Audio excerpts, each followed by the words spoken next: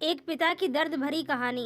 एक गांव में एक छोटा सा बच्चा था। उसके पिता तो थे लेकिन उसकी माता की मृत्यु हो गई थी। पिता सारा दिन काम करता और अपने बेटे को पाल पोस कर बड़ा करता था। वह सारा सुख अपने बेटे को देता था जो एक माँ दे सकती थी। उस पिता ने कभी कुछ नहीं मांगा, सिर्फ इतना ही मांगा कि मेरे बेटे को कभी कोई परेशानी ना हो। दिन बीतते गए, बेटा पढ़ लिख कर अच्छा जॉब भी करने लगता है और वह गांव से शहर में रहने लगता है। कुछ दिन बाद वह अपने पिता से मिलने आता है और कहता है, पापा मुझे कुछ पैसों की ज़रूरत है। मैं चाहता हूँ कि शहर में ही ज़मीन लेकर अपना घर बना लूँ। पिता इस बात को सुनकर बहुत खुश होते हैं। सोचते हैं कि मेरा बेटा है, एक ना एक दिन तो नाम करेगा ही। जिंदगी भर की बचाई हुई पूंजी को निकालकर अपने बेटे को दे देते हैं। बेटा शहर चला जाता है और उन पैसों से अपना घर बना लेता है। पिता इधर इंतज़ार करता रहता है कि मेरा बेटा फिर से आएगा, एक ना एक दिन तो वो मेरे पास आएगा ही।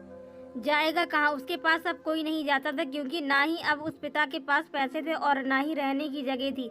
कुछ दिन बाद बेटा फिर लौट कर आता है और अपने पिता से कहता है, पापा अब आप दादाजी बनने वाले हो। पिता को बहुत खुशी होती है। इस बात को सुनकर वह कहते हैं कि तू मेरी बहू और पोते से मुझे कब मिलवाएगा। बेटा कहता है कि बस पापा थोड़े दिन और।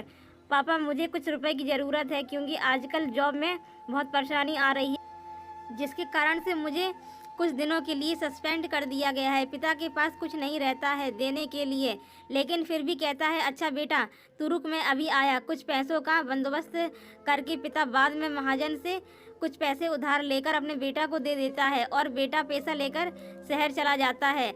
बरसों गुजर जाते हैं। पिता सोचते हैं कि मैं तो अब दादाजी बन गया हूँगा, मेरा बेटा पता नहीं मेरे नाती को लेकर कब आएगा। फिर सोचने लगते हैं कि समय नहीं मिलता होगा, इसलिए मेरा बेटा अभी तक नहीं आया, वरना आता तो ज़रूर। तब तक महाजन 2-3 आदमी को लेकर उस पिता के घर आ जाता है और कहता है कि आपके वादे के मुताबिक मैं पूरे 3 महीने के बाद आया हूँ अपने पैसे ले जाने के लिए। पिता कहते हैं, मेरे पास पैसे नहीं हैं देने के लिए। महाजन कहता है, जब पैसे देने के लिए नहीं थे तो आपने मुझसे उधार क्यों लिया था? तभी पिता कहते हैं, ठीक है रुको, मैं तुम्हारे लिए पैसों का बंदोबस्त करके आता हूँ। और वहाँ के नज़दीकी अस्पताल में चले जाते हैं। वहाँ जाकर अपना ब्लड डोनेट करते हैं और अपनी एक किडनी बेच देते हैं और उस महाजन का कर्ज चुका देते हैं। किडनी बेचने के बाद उनकी स्थिति और भी खराब हो जाती है और वे उस राह में जी रहे होते हैं कि मेरा बेटा एक दिन आएगा ज़रूर। इस आस में जीते जी एक दिन पिता की मृत्यु हो जाती है, परंतु उस बेटे को अपने पिता को आग देना भी नसीब नहीं होता। सो फ्रेंड्स, अगर आपको मेरी ये स्टोरी अच्छी लगी तो मेरे चैनल को लाइक शेयर सब्सक्राइब करें। Thanks for watching.